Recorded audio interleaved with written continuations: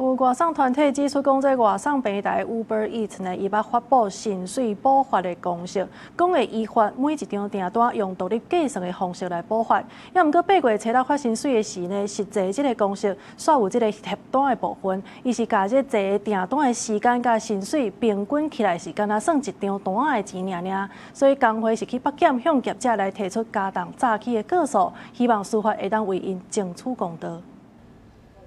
外送員甲外送工會來到台北地檢署市庭，隨即針對 Uber Eats 涉嫌詐欺提出刑事告訴甲告發。外送專法7月2日開始施行 ，Uber Eats 把公告符合專法規定，承諾每一個訂單會用獨立計算的方式來補發薪水。但是外送員8月初六領薪水的時，發現平台在查單的部分是甲平均起來算一單的錢爾，造成外送員的損失，所以向檢方提告指控平台涉嫌詐欺，希望司法會當處罰違法的外送。這2筆訂單都是9點04分接的，好，9點04分接的。第一筆平台只給我們65.4元，好，跟第一筆有差距。第二筆53.1元，跟第一筆也有差距。所以按照專法的計算方式，平台應該要給我220.6，但實際上最後只給我們118.5，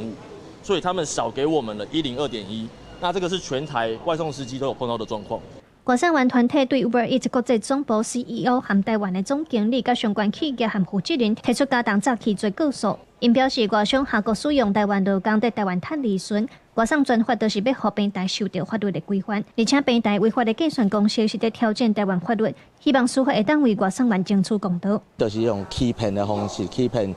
外送員，講伊會照法規來行，但是實際上是無。希望講檢察官會當互咱互咱外送員鬥相共，互外送平台一個駕駛，嘛會當協助，嘛會當協助外送員甲咱應有的錢討回。